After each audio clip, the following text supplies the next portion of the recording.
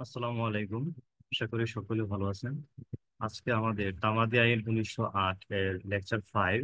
আজকে লেকচারে আমরা আলোচনা করব তামাদির মেয়াদ গণনা, competition of period of limitation, যেটা ধারা তামাদির মেয়াদ গণনা সম্পর্কে তামাদি আইনের তৃতীয় অংশে, অর্থাৎ ধারা 12 থেকে ধারা 25 ধারা পর্যন্ত আলোচনা করা হয়েছে।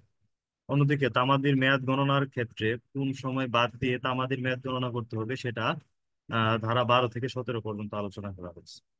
আর আজকের লেকচারে আমরা আলোচনা করব ধারা 12 থেকে 15 পর্যন্ত। যেসব ধারাগুলো আছে সেখানে থাকবে হচ্ছে ধারা 12তে আছে আইনগত কার্য ধারায় ব্যয়িত সময় বাদ দেওয়া। ধারা 13তে আছে হচ্ছে আহ, ধারা 13তে হচ্ছে বাংলাদেশ এবং বাংলাদেশ এবং অন্যান্য কতিপয় এলাকা থেকে বিবাদীর অনুপস্থিত থাকাকালীন সময় গণনা আহ, থেকে বাদ দিতে হবে। এবং ধারা 14তে আছে এখতিয়ারবিহীন আদালতে সৎ উদ্দেশ্য দায়ের করা কার্য দ্বারায় ব্যয়িত সময় গণনা থেকে বাদ দিতে হবে। এবং ধারা 15তে আছে কার্যক্রম স্থগিত থাকাকালীন সময় বাদ দিতে হবে। আজকের লেকচারটা একটু বড় হবে, আপনারা ধৈর্য সহকারে শুনবেন। এবং এই পয়েন্টগুলো আছে, এই পয়েন্টগুলো আশা করি আজকে আপনাদের ক্লিয়ার হয়ে যাবে একেবারে, যদি ধৈর্য ধরে শুনতে পারেন। তামাদির মেয়াদ গণনা। তো এই ধারা 12টা হচ্ছে একটা 5 স্টার ধারা, মানে এখান থেকে সবসময় প্রশ্ন আসেই, এমসিকিউ এবং রিটেনের ক্ষেত্রে বিশেষ করে এমসিকিউ তে এখান থেকে প্রশ্ন আসেই। কার্য আইনগত কার্য দ্বারা ব্যয়িত সময় বাদ দেওয়া। হ্যাঁ, এটা হচ্ছে ধারা 12-র যে টাইটেলটা আছে সেটা। তো ধারা 12-র মধ্যে কি বলছে? ধারা 12তে বলছে, ধারা 12তে 4টা উপধারা আছে। ধারা 12-র উপধারা 1-এ বলছে কোনো মামলা, আপিল বা দরখাস্তের জন্য নির্ধারিত তামাদির মেয়াদ গণনা করতে যেদিন থেকে উক্ত মেয়াদ আরম্ভ হবে সেই দিনটি বাদ দিতে হবে। মানে যেদিন থেকে তামাদির মেয়াদটা শুরু হবে, তামাদির গণনার মেয়াদটা শুরু হবে, আরম্ভ হবে, সেই দিনটা বাদ দিয়ে গুনতে হবে, তামাদির মেয়াদ গুনতে হবে। আইনগত কার্য দ্বারায় ব্যয়িত সময় বাদ দেওয়ার মধ্যে ধারা 12-র উপধারা 1-এ বলছে কোনো মামলা, আপিল বা দরখাস্তের জন্য নির্ধারিত তামাদির মেয়াদ গণনা করতে যে দিন থেকে উক্ত মেয়াদ আরম্ভ হবে সেই দিনটি বাদ দিতে হবে। ধরেন আপনার একটা তামাদির মেয়াদ শুরু হলো 25/10/2024 তারিখ।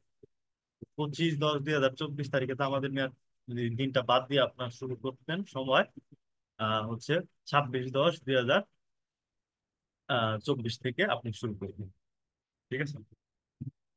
তারপর উপধারা 2-এ বলছে কি, আপিল আপিলের অনুমতির দরখাস্ত অথবা রায় রিভিউর দরখাস্তের জন্য নির্ধারিত তামাদির মেয়াদ গণনা করতে হবে। আপিল আপিলের অনুমতি দরখাস্ত অথবা রায় রিভিউর দরখাস্তের জন্য নির্ধারিত তামাদির মেয়াদ গণনা করতে হবে যেদিন উক্ত রায় ঘোষণা করা হয়েছে সেই দিনটি। এবং যে ডিক্রি, আদেশ বা দণ্ডাদেশ সম্পর্কে আপিল করা হবে বা রিভিউ প্রার্থনা করা হবে, তার নকল তার নকল গ্রহণ করতে যে সময় ব্যয় হবে তা বাদ দিতে হবে। মানে কোনো একটা আপিলের অনুমতির দরখাস্ত অথবা রায় রিভিউর দরখাস্তের জন্য যে তামাদির মেয়াদ গণনা করতে হয় সেটা হচ্ছে যেদিন রায় ঘোষণা করা হয়েছে ওই দিনটা বাদ যাবে। এবং যেদিন উক্ত ডিক্রি বা আদেশ সম্পর্কে আপিল রিভিউ প্রার্থনা করা হয় ওই দিনটা বাদ যাবে। এবং তার যে নকল গুলো আছে, কপিস গুলো আছে, সেই কপিস গুলা যেদিন উঠাবে বা উঠাইতে যে সময়টা লাগবে সেই সময়টা বাদ দিয়ে পরবর্তী সময় থেকে আমাদের মেয়াদটা গণনা করতে হবে। 3 নাম্বার উপধারায় বলছে যে যে ক্ষেত্রে ডিক্রি সম্পর্কে আপিল বা রিভিউ প্রার্থনা করা যায় সেক্ষেত্রে যে রায়, এই রায়ের উপর উক্ত ডিক্রি প্রতিষ্ঠিত সেই রায়ের নকল উত্তোলনের জন্য যে সময় ব্যয় হবে তা বাদ দিতে হবে। উপধারা 3-এ বলছে কি, যে যে ক্ষেত্রে ডিক্রি সম্পর্কে আপিল বা রিভিউ প্রার্থনা করা হয়, কোনো কোনো ক্ষেত্রে ডিক্রি সম্পর্কে আপিল বা রিভিউ এর প্রার্থনা করা হয়। তো যে ক্ষেত্রে আহ রায়ের উপর ডিক্রি প্রতিষ্ঠিত, সে রায়ের নকল উত্তোলনের জন্য বা সেই রায় যে আদালত দিছে সে রায়ের কপিটা উত্তোলনের জন্য যে সময় ব্যয়িত হবে সেই সময় তামাদির মেয়াদ থেকে বাদ দিতে হবে।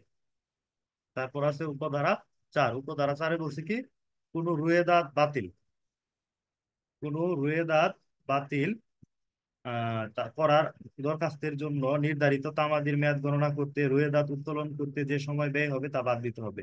রুয়েদাদ মানে হচ্ছে অ্যাওয়ার্ড। এই যে কোনো একটা অ্যাওয়ার্ড দেয়, মানে হচ্ছে ওই, এটা হচ্ছে একটা রায়ের মতোই। তো এই অ্যাওয়ার্ডটা কিন্তু পুরস্কার না, এখানে অ্যাওয়ার্ড হচ্ছে যখন আরবিট্রেশন বা এরকম কোনো পদ্ধতির মধ্য দিয়ে সালিসি কোনো রায় প্রদান করা হয়, সেই রায়টা সেটিসাইড করার জন্য, বাতিল করার জন্য যে দরখাস্ত, এই যে দিনটা ঠিক করা হয় তামাদির মেয়াদ গণনা করতে গেলে, ওই দিনটা, ওই যে দিন রোয়েদাতের যে উত্তোলন, রোয়েদাত উত্তোলন করতে যে সময়টা ব্যয় হবে ওই সময়টা বাদ দিতে হবে। অর্থাৎ অ্যাওয়ার্ড যে দিচ্ছে সেই অ্যাওয়ার্ডের কপিটা উত্তোলন করতে যে সময়টা দেওয়া লাগবে সে সময়টা বাদ দিয়ে তারপর থেকে তামাদির মেয়াদটা গুনতে হবে। এই হচ্ছে ধারা 12 এর আলোচনা, আইনগত কার্যধারা পেতে সময় বাদ দেওয়া। এখানে উপধারা একে বলছিল কি, যে যেদিন কোনো মামলা আপিল বা দরখাস্তের জন্য দিন নির্ধারিত করা হয় ওই দিনটি বাদ যাবে তামাদির মেয়াদ থেকে। 2 নম্বর বলছে কি, আপিলের অনুমতির দরখাস্ত অথবা রায় রিভিউয়ের জন্য যে নির্ধারিত দিন এবং রায় ঘোষণা করার ক্ষেত্রে যে দিনটি দিছে এবং এর আদেশ দণ্ডাদেশ সম্পর্কে আপিল রিভিউ প্রার্থনা করা হয় ওই দিনটা, এবং এইগুলোর নকল যে যতদিন লাগবে উত্তোলন করতে ওই দিনটা বাদ যাবে। তারপর আছে কি, যে ক্ষেত্রে ডিগ্রি সম্পর্কে আপিলকারী বা রিভিউ প্রার্থনা করা হয় সেক্ষেত্রে ডিগ্রির কপি উত্তোলনের জন্য যে সময়টা বাদ যাবে সে সময়টা আমাদের মেয়াদ গণনা থেকে বাদ দিতে হবে। 4 নম্বরে বলছে কি, এই যে কোনো আদালত যদি কোনো অ্যাওয়ার্ড দেয়, সালিসি আদালত বা অন্য কোনো আদালত যদি কোনো অ্যাওয়ার্ড দেয়, তবে সেই অ্যাওয়ার্ড বা রোয়েদাদটা বাতিলের জন্য যদি কেউ আবেদন করে, তবে ওই রোয়েদাদের কপি উত্তোলন করতে যতদিন সময় লাগবে ও ততদিন সময় আমাদের মেয়াদ থেকে বাদ দিতে হবে।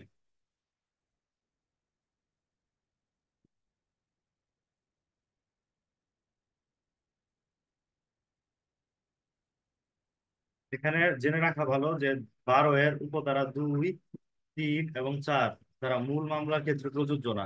12 এর উপধারা একমাত্র উপধারা একমাত্র শুধুমাত্র ওই মূল মামলার ক্ষেত্রে প্রযোজ্য, কিন্তু উপধারা 2, 3, 4 হচ্ছে মূল মামলার ক্ষেত্রে প্রযোজ্য না। এগুলো আপিল রিভিউ, তারপর আপিলের আবেদন, তারপর হচ্ছে অ্যাওয়ার্ডের বিরুদ্ধে আবেদন ইত্যাদির ক্ষেত্রে প্রযোজ্য, কিন্তু মূল মামলার ক্ষেত্রে প্রযোজ্য না।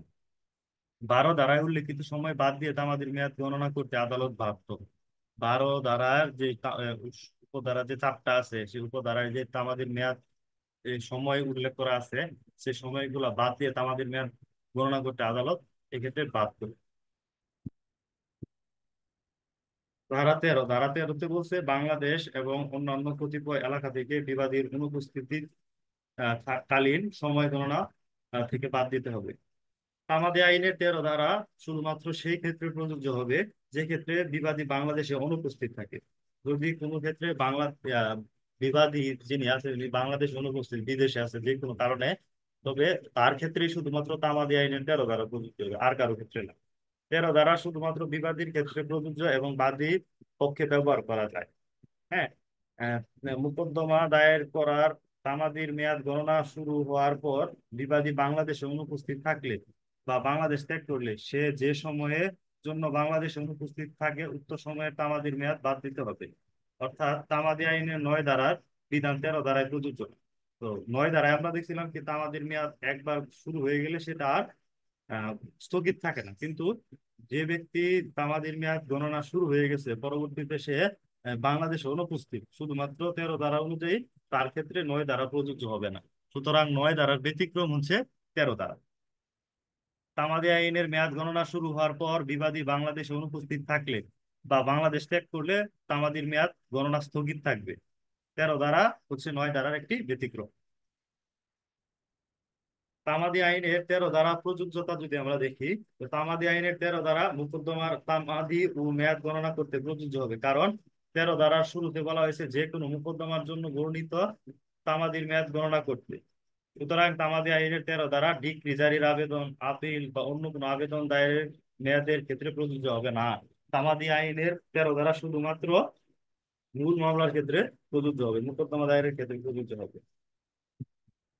এটা একটা এমসিকিউ হিসেবে পড়ে দিবেন, তামাদি আইনের 13 ধারা শুধুমাত্র মূল মোকদ্দমার ক্ষেত্রে প্রযোজ্য। তামাদি আইনের 13 ধারা সুবিধা শুধুমাত্র বাদী দাবি করতে পারে, বিবাদী দাবি করতে পারে না। তারপর আছে 14 ধারা। 14 ধারা একটা 5 স্টার ধারা, এখান থেকে আপনার সবসময় এমসিকিউ তে প্রশ্ন আসে। আপনারা এটা খুব ভালোভাবে পড়বেন, এটা খুবই গুরুত্বপূর্ণ একটা ধারা। এখতিয়ারবিহীন আদালতে সৎ উদ্দেশ্যে দায়ের করা কার্য দ্বারাই ব্যয়িত সময় গণনা থেকে বাদ দিতে হবে। কোন একটা আদালতে আপনি মোকদ্দমা দায়ের করলেন, হ্যাঁ, বা কোনো একটা কার্য দ্বারা দায়ের করলেন যে ওই আদালতের এখতিয়ার নাই, কিন্তু আপনি সৎ উদ্দেশ্যে আপনি দায়ের করছেন, এবং এইখানে অনেকটা সময় গেছে, চলে গেছে আপনার, তো আপনার তো একটা তামাদির মেয়াদ আছে। তো এইখানে এই যে সৎ উদ্দেশ্যে এখতিয়ারবিহীন আদালতে যে আপনি কার্য দ্বারা দায়ের করছেন, ওই যে এখানে যে সময়টা যাবে ওই সময়টা তামাদের সময় থেকে বাদ দিতে হবে। ঠিক আছে? তো এটাই আলোচনা করছি এখানে, আমরা দেখি সুন্দরভাবে। তামাদি আইন 1908 এর 14 ধারা অনুযায়ী এখতিয়ারবিহীন আদালতে সৎ উদ্দেশ্যে দায়ের করা কার্য দ্বারায় ব্যয়িত সময় গণনা থেকে বাদ দিতে হবে। প্রযোজ্যতা: 14 এর 1 উপধারা প্রযোজ্য হবে মোকদ্দমার তামাদির মেয়াদ গণনার ক্ষেত্রে, এবং 14 এর 2 উপধারা প্রযোজ্য হবে যে কোনো আবেদনে তামাদির মেয়াদ গণনার ক্ষেত্রে। 14 এর 1 উপধারা প্রযোজ্য হবে মোকদ্দমার তামাদির মেয়াদের ক্ষেত্রে, মানে মূল মোকদ্দমার তামাদির মেয়াদের ক্ষেত্রে, এবং 14 এর 2 উপধারা প্রযোজ্য হবে যে কোনো আবেদনের তামাদির মেয়াদের গণনার জন্য। যে সময় বাদ দিতে হবে: 14 এর 1 উপধারা অনুসারে কোন মোকদ্দমার তামাদির মেয়াদ গণনা করতে হবে, এবং 14 এর 2 উপধারা অনুসারে কোন আবেদনের তামাদির মেয়াদ গণনা করতে হবে। নিম্নলিখিত সময় বাদ দিতে হবে: যে সময় ধরে পূর্ববর্তী মোকদ্দমাটি বা আবেদনটি বিচারাধীন ছিল, অর্থাৎ এখতিয়ারবিহীন আদি বা প্রথম আদালতের যে সময়ের জন্য পূর্ববর্তী মোকদ্দমাটি বা আবেদনটি বিচারাধীন বা দায়ের ছিল সেই সময় বাদ দিতে হবে। মানে প্রথমে যেটা বলছিলাম, যে একটা মোকদ্দমা আপনি হচ্ছে এমন একটা আদালতে করছেন যে আদালতের এখতিয়ার নেই, কিন্তু সৎ উদ্দেশ্যে করছেন, এখানে এই বিচারাধীন সময় যতটুকু সময় ব্যয়িত হবে সেই সময়টা আমাদের মেয়াদ গণনা থেকে বাদ দিতে হবে।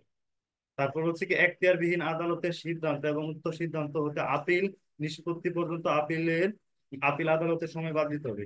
ওই এখতিয়ারবিহীন আদালত থেকে যদি কোনো সিদ্ধান্ত আসে এবং সেই সিদ্ধান্ত হতে যদি কোনো আপিল নিষ্পত্তির আপিল আবেদন দায়ের করা হয়, সে আপিল দায়ের নিষ্পত্তি হতে, মানে আপিলের যে ব্যয় সময়টা ব্যয় হবে আদালতে, ওই সময়টাও বাদ দিতে হবে।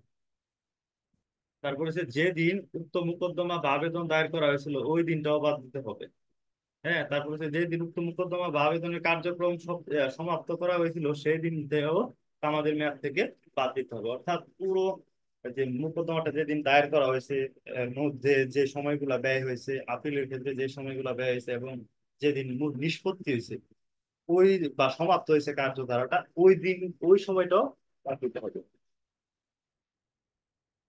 তারপর হচ্ছে যেসব শর্ত সমূহের ভিত্তিতে 14 দ্বারা কার্যকর হয়, এখানে বলছে কি পূর্ববর্তী বা পরবর্তী উভয় মোকদ্দমার কার্যক্রম একই পক্ষগণ কর্তৃক দায়েরকৃত দেওয়ানি মোকদ্দমা হতে হবে। মানে সেম পার্টিদের মধ্যে হতে হবে। একটা মোকদ্দমা পূর্বে দায়ের করছেন এখতিয়ারবিহীন আদালতে, তো পরবর্তীতে আপনি যে এই বিষয়টা নিয়ে বা সেম পার্টিদের নিয়ে হচ্ছে পরবর্তী প্রসিডিংটা আপনার করতে হবে। যদি পার্টি পাল্টে যায় বা কোনো বিষয়বস্তু পাল্টে যায়, তবে সেটা হবে না।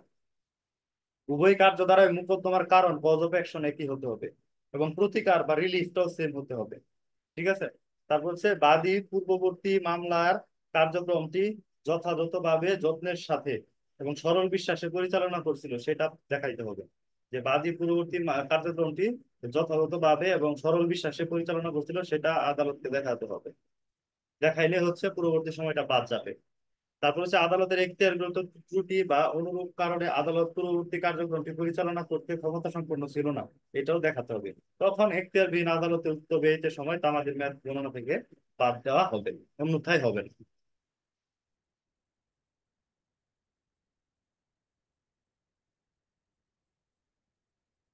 এখন আমরা দেখবো তামাদি আইনের 15 ধারা। তামাদি আইনের 15 ধারা বলছে কি, কার্যক্রম স্থগিত থাকাকালীন সময় বাদ দিতে হবে।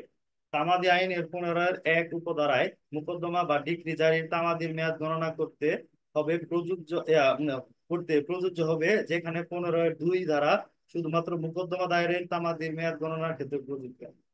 15-এর 1 উপধারায় নিষেধাজ্ঞা বা আদেশ দ্বারা স্থগিত সময় বাদ দিয়ে তামাদির মেয়াদ গণনা করতে হবে, এবং 15-এর 2 উপধারায় নোটিশের সময় বাদ দিয়ে তামাদির মেয়াদ গণনা করতে হবে। অর্থাৎ তামাদি আইনের 15-এর 1 উপধারায় বলছে কি, নিষেধাজ্ঞা বা আদেশ দ্বারা স্থগিত সময় বাদ দিয়ে তামাদির মেয়াদ গণনা করতে হবে। তামাদি আইনের 15-এর উপধারা 1 অনুসারে কোনো মামলা বা কোনো ডিক্রি জারির আবেদন যা দায়ের বা বলবৎ করা নিষেধাজ্ঞা বা আদেশ দ্বারা স্থগিত করা হয়েছিল, এমন কোন মোকদ্দমা বা ডিক্রি জারির আবেদনের তামাদির মেয়াদ গণনা করতে যে সময়গুলা বাদ দিতে হবে, সে সে সে সময়গুলো হচ্ছে কি, যতদিন উক্ত নিষেধাজ্ঞা বা আদেশ আহ, বলবৎ ছিল ততদিন সময় বাদ দিতে হবে। তারপর হচ্ছে যে দিন উক্ত নিষেধাজ্ঞা বা আদেশ প্রদত্ত হয়েছিল সেই দিনটা বাদ দিতে হবে, এবং যে দিন উক্ত নিষেধাজ্ঞা বা আদেশটা প্রত্যাহার করা হয়েছিল সেই দিনটাও বাদ দিতে হবে। এগুলো প্রায় সেম সেম বিষয়, আপনারা একটা বুঝলে পরবর্তী বিষয়গুলো ইজিলি বুঝতে পারবেন। তারপর হচ্ছে নোটিশের সময় বাদ দিয়ে আমাদের মেয়াদ গণনা করতে হবে, এটা বলছে 15 উপধারা 2। 15 উপধারা 2 বলছে কি, যে যে ক্ষেত্রে মোকদ্দমা দায়েরের পূর্বে নোটিশ দেওয়া আইনত বাধ্যতামূলক, সেই ক্ষেত্রে প্রদত্ত নোটিশের মেয়াদ তামাদির মেয়াদ গণনা থেকে বাদ দিতে হবে। 15-2 দ্বারা প্রযোজ্য হবে শুধুমাত্র যে ক্ষেত্রে মোকদ্দমা দায়ের করার পূর্বে নোটিশ দেওয়া আইনত বাধ্যতামূলক, সেই ক্ষেত্রে 15 উপধারা প্রযোজ্য হবে, অন্যথায় অন্য কোনো ক্ষেত্রে 15 উপধারা 2 প্রযোজ্য হবে না। ঠিক আছে, তো আজকের আলোচনা এতটুকু। আজকে আমরা আলোচনা করলাম দেওয়ানি কার্যবিধির 15 ধারা 12, 13, 14 এবং 15 সম্পর্কে। সেখানে আজকের আলোচ্য বিষয় ছিল যে তামাদির যেসব মেয়াদ গণনা থেকে বাদ দিয়ে আমাদের হিসাব করতে হবে, সেটা হচ্ছে যে তামাদির মেয়াদ গণনা, competition of period of limitation. পুরো পরবর্তী লেকচার আমরা আলোচনা করব 16 থেকে। সে পর্যন্ত ভালো থাকবেন, ধন্যবাদ সবাই।